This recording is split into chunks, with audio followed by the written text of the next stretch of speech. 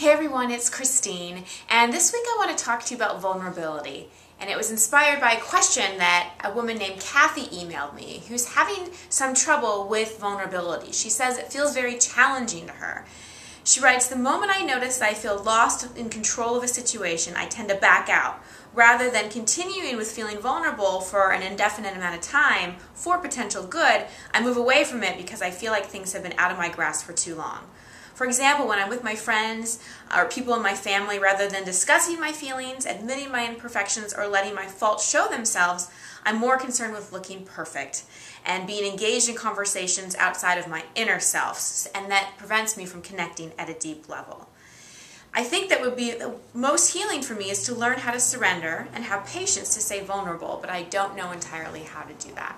Such a great question, Kathy, and you're already being vulnerable by asking it. So let's first talk about why it's hard to be vulnerable.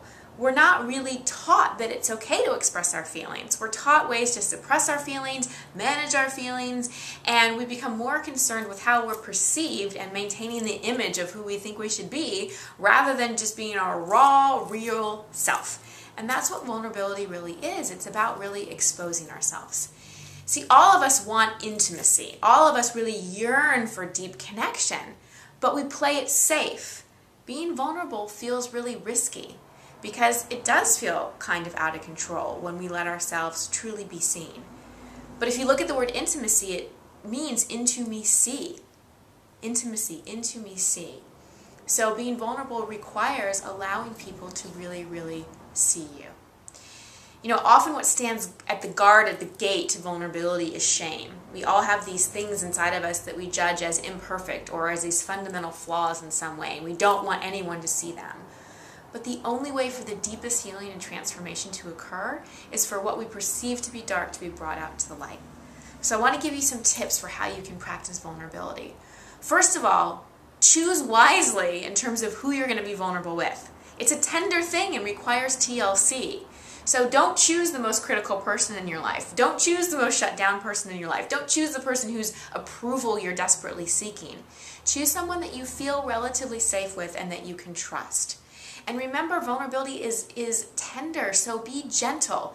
Don't expect yourself to spill all your guts right away.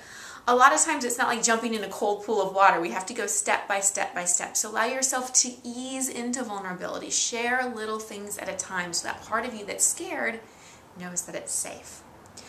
Also, before you have a vulnerable conversation, create the context with the person you're sharing with. Say to them, "I really want to share something that's difficult for me to share, and I'd appreciate it if you just listen. I don't really want advice." Because remember, vulnerability is about exposing. It's not about problem solving. When we just expose what's true for us, that's where that deep level of connection and intimacy comes in. And then surf whatever feelings come up. Allow yourself to be cry, and most importantly, allow yourself to be messy. Vulnerability isn't perfect. It isn't neat and clean. It can be messy. So you may cry, you may cuss, who knows what it is, but just allow yourself to fully express. Finally, and most importantly, do not care what someone else thinks of you. This is what kills vulnerability. When you are expressing what's true for you and your mind is obsessing about what that person's thinking, you're not getting the full benefits that can come with truly sharing yourselves. So let go of what anyone else thinks. And if you're nervous about it, state it. Say, "Hey, I'm kind of nervous to share this." Just say what's true for you. It doesn't have to be so hard. We make communication, we make vulnerability harder than it needs to be. There's no script. There's no perfect way to do it. The things I've just given you are tips. And I'm encouraging you to lean into this because it truly is transformational. Being vulnerable has shaped my professional and personal life. It's in sharing my stories and sharing my struggles and taking off the mask of I have it all together that has given me the ability to do what I do today. And it's attracted people into my life. I have friendships where I can really be me and I can really be seen and I can be messy. That's what's so cool about vulnerability, is that not only does our inner experience change, but the outer experience starts to reflect a more authentic reflection of who we are as well. So that's my encouragement to you this week. Lean into vulnerability. Find the power in vulnerability. It is not weak to be vulnerable. In fact, it is one of your greatest strengths. Much love and many blessings. I'll see you next week.